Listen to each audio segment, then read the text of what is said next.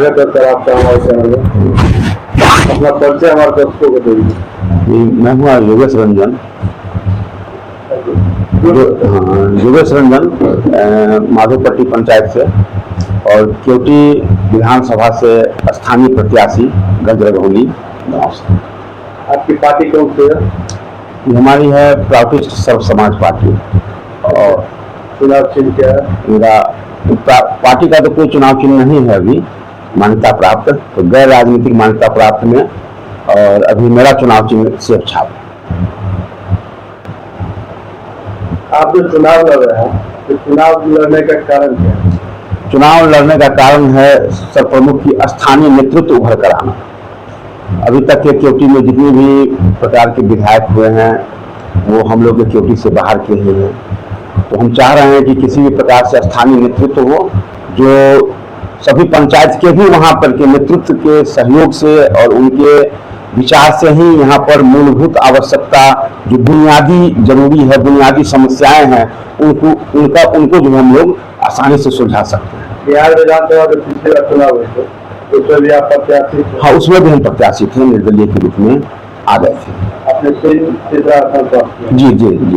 जनता को क्या कहना चाहिए? जनता को तो हम बहुत ही शुक्रिया कह रहे हैं और उन लोगों को हम आश्वासन दिलाते हैं। उस समय तो एक विश्वास नहीं था जनता के सामने में भी, लेकिन अब संपूर्ण हम केवटी की जनता को एक विश्वास दिला रहे हैं कि हम यहाँ स्थानीय प्रतिनिधित्व, स्थानीय नेतृत्व के लिए तैयार हैं और वो लोग पूर्ण रूप से जन समर्थन करें और जितावें, और क्रमांक 7 पर सेब छाप से। और उनको हम वादा करते हैं कि उन लोगों के साथ बैठ करके जो भी किसी प्रकार का कमिटमेंट होगा, एक एग्रीमेंट के तहत हम उनको काम करेंगे कि 2 साल में हम आपको ये काम करके दिखलाएंगे, 3 साल में ये काम करके दिखलाएंगे। अभी जो आप जनता के विचार है तो कैसी प्रतिक्रिया है आपको?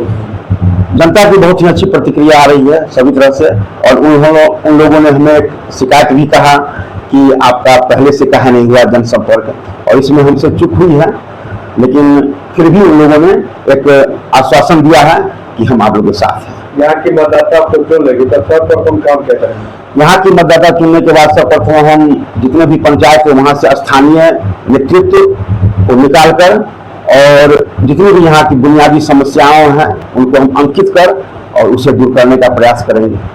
सबसे ज्यादा समस्या किस पंचायत और किस चीज का? अभी हालांकि सड़क की उन्नति हुई है सभी जगह, लेकिन अभी सड़क और नाला का भी बहुत हम समस्या अभी देखे हैं अभी पैदल भ्रमण के द्वारा।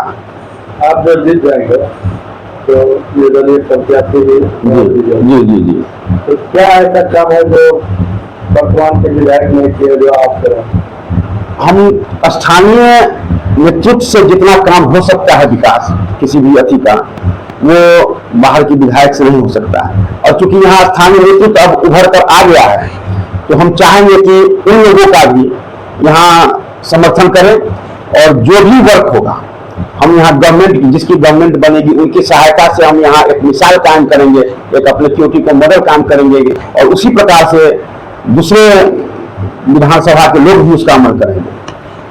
जैसा कि आपने घोषणा पत्र लिखा मिथिला मैथिली पर आपका जो है वो घोषणा तो घोषणा पत्र में हमारा है कि सर्वप्रथम जो हमारी ऐसी व्यवस्था हो हमारे विधानसभा में कि जितने भी प्रमुख जितने भी नागरिक हैं उन सभी को मूलभूत जो हमारी आवश्यकता है, भोजन, वस्त्र, शिक्षा, चिकित्सा, ये सभी चीज की गारंटी पूर्वक व्यवस्था होनी चाहिए इस प्रकार की। और कृषि की हालत खस्ता है, तो हम सोचेंगे कि कृषि को उन्नत अवस्था में लाया जाए, उसके आधार पर उद्योग की स्थापना किया जाए, कृषि को भी उद्योग का दर्जा दिया जाए। और मैथिली भाषा के लिए हम चाहेंगे कि यहाँ पर सरकारी गैर सरकारी सभी मान्यता प्राप्त में इस भाषा का इस्तेमाल हो।